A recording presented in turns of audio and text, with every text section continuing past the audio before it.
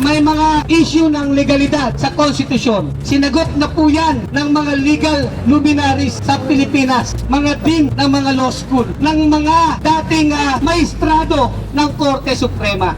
At iisa ang kanilang sinasabi, Senado, ituloy nyo ang impeachment! Bayan!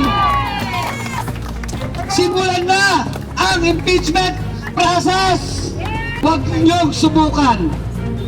Masisira ang buhay nyo. Ang kakapal ng mukha nyo, mga senador. Kaya tayo dito, 3 araw tayo magbabantay. At mas malaking pagkilos sa June 11.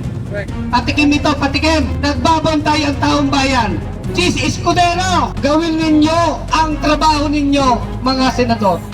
Hindi kami papayag at pag hindi nagustuhan ng taong bayan ang desisyon nyo sa Hunyo 11, pag pinagtakpan nyo ang katotohanan, pag pinagkait nyo sa taong bayan ang mga bagay na nais nilang makita sa ngalan ng transparency at accountability, hindi na sa Senado ang laban. Hindi natin alam mula ang Senado papuntang EDSA. Huwag niyo kaming subukan.